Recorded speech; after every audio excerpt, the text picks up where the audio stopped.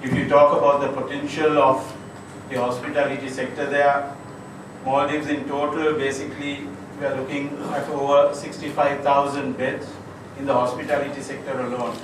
And with a breakdown, if you take currently, the Maldives is having 183 resorts with approximately 45,000 beds. We have 932 guest houses also. Currently, that guest house market has actually come up in the last 6 to 7 years, and currently they are servicing with approximately 14,000 beds. Then we have also the city hotels like what you've seen in the video, they mentioned, which approximately with the new hotel coming up currently called Barcelona Sandura under one of the Sri Lankan company wings under LOLC. They are currently servicing with 2,000 beds, and also the safari boats, they are currently in operational. They are having about 155 safari vessels with about 4,600 plus beds. So this is what the Maldives in tourism is.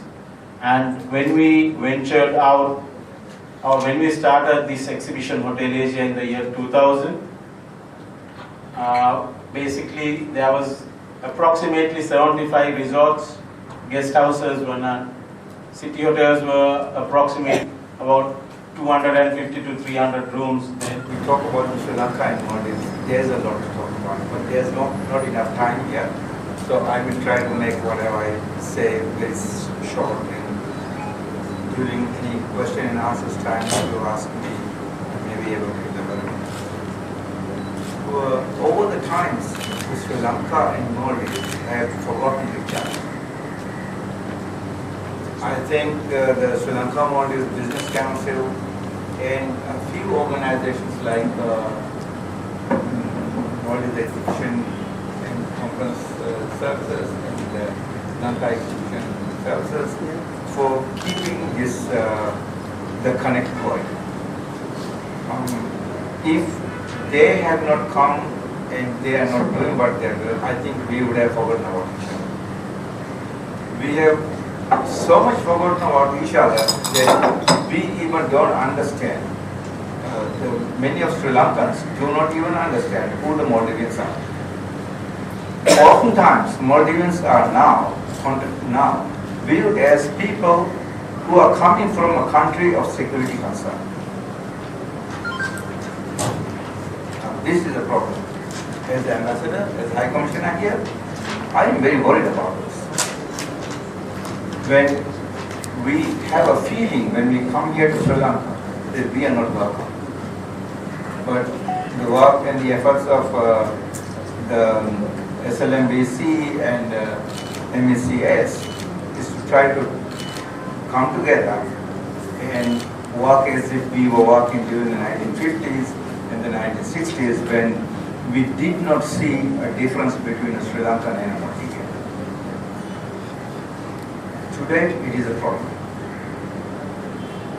And I am trying very hard to see how we could forego these barriers and then come back to the days of the 60s when a Sri Lankan in Maldives is welcome and a Maldivian in Sri Lanka is even more welcome than that. We do not have to look at each other from a green perspective. We have to look at each other as brothers. We can share and wear the products. We worked together during the 50s when the only product that the Maldives ever had was the Maldive fish. Sri Lanka took it and we made it happen. When the Maldives was open for tourism, Ceylon Tours took the lead. Thank you, Mr. Surey, for your contribution to the success of our tourism. But today I think he's also on a bench. I think Mr. Surey should be, recognized as a pioneer in the field of development of tourism in the Maldives. I definitely recognize that. Thank you very much. So we need to rewrite the history. We need to rewrite our relationship. What has happened is a lot of unnecessary misunderstanding that has gone through during the periods, the last whatever number of years that it's happened. Sri Lanka has lost touch with Maldives. And as we all know, every action has an equal and opposite reaction. Maldives would also eventually forget about Sri Lanka. We were talking about Dubai, we were talking about the free trade zones in Dubai and things like that. So alternatives would be such. But here we are just step away from Sri Lanka. Maldives is there, vibrant tourism industry where Sri Lankans can come and participate, and benefit, and you have forgotten. We have forgotten. Just only the last lectures that has been trying, Mr. Sudesh is trying very hard to keep the connect and keep it going. And thank you, Mr. Sudesh, for that. We need to rewrite this relationship. Seriously. We really need to rewrite this relationship. And we need to understand how we could live, work and play together as we did earlier and benefit each other. We do not have to look at each other from the perspective of, Maldives is racing against Sri Lanka, or Sri Lanka is racing against Maldives. No. Sri Lanka and Maldives took the tourism road together.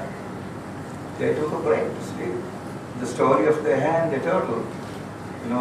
We reached where we were, and they have woke up and said, "Oh, you guys have gone a little bit ahead. Well, you come on over. It's no problem." And I strongly suggest that even Sri Lankan, we find a lot of Asian tourists coming to Maldives. Asian tourists.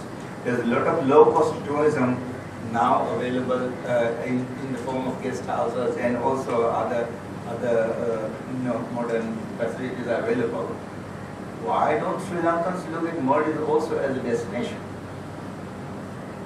Go to Mahapushri, where the rooms are cheap, where you're mixing up around with people of your same, genetics. Why not? Why do you look for holidays in Australia and Canada? Why not in the Maldives? I think Colombo tours may have to organize some tours for Maldivians or for Sri Lankans to visit Maldives and enjoy holidays. As much as we, the Maldivians, during our holidays, we pack up here. I think during the last Eid holidays, we had almost 8,000 to 9,000 tourists from Maldives come here.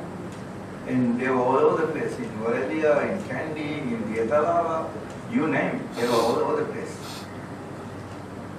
So I think the reverse also would help to create a better understanding of what Maldivians are, and bring back the days when Sri Lanka and Maldives worked very much together, when the only imports into Maldives was from Sri Lanka, not from Dubai or in other place. But although now, when things go wrong, everybody looks all over the place to look for alternatives and solutions.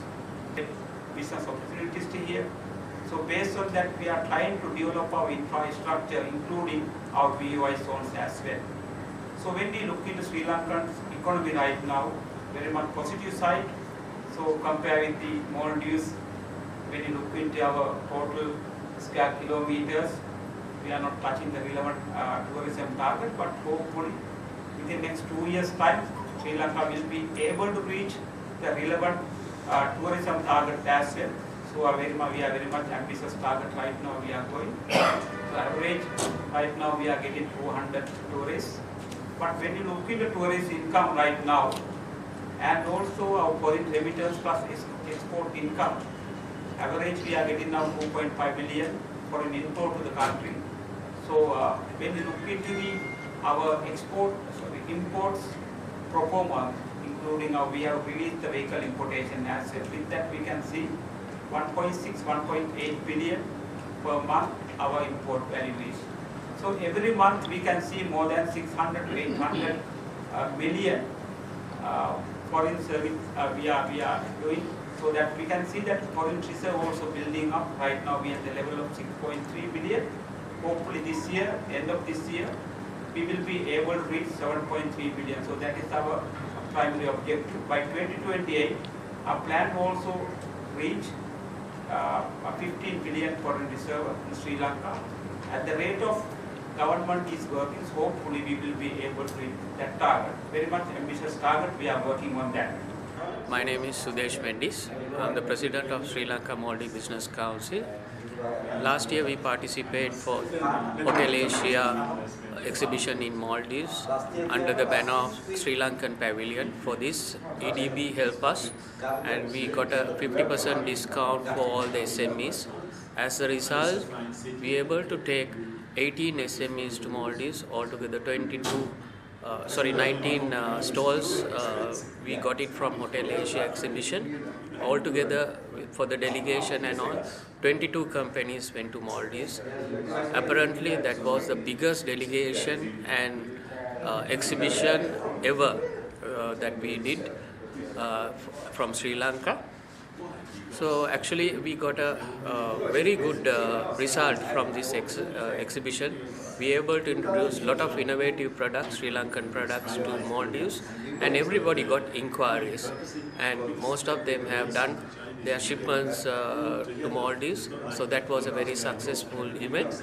So we thought of doing the same thing again for Hotel Asia 2025, and today we had the press release for media for everybody to know what we are going to do, and EDB already have got a lot of application, more than 50 applications they have got it, but we cannot take everybody. We have to select, and we'll give the 50% discount again for these exhibitors, as well as we are planning to give free logistics from Sri Lanka to Mali stall itself. So we are doing it free of charge for all the exhibitors, as well as we are planning to do discount hotel rates and also discount airline tickets.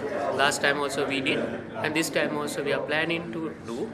The only thing that we are looking from this is gaining our market share back, because last year our market share have dropped to 3.75. So considering the huge market over there, that out of that we are catering only 3.75, but Maldives always developing and always their imports increasing, more than 3 billion imports that they are doing annually. So we need to get this market share. Unfortunately, Dubai, Singapore, India, even Turkey, they have come with lot of ideas, lot of innovative product they have introduced to Maldives, and now the Maldives is purchasing from almost all the countries. Now, not only from Sri Lanka, even from Seychelles, they have started purchasing goods. So, but unfortunately, we are keep on sending our traditional goods such as fruit and vegetables and cables and all. This is not going to sustain for a very long time. We have to introduce new concept. What Dubai is doing is they have cross-trade business method, and also free zone method, and also the freight rates from Dubai to Maldives and Sri Lanka to Maldives. The freight rate different is about $300 for a container.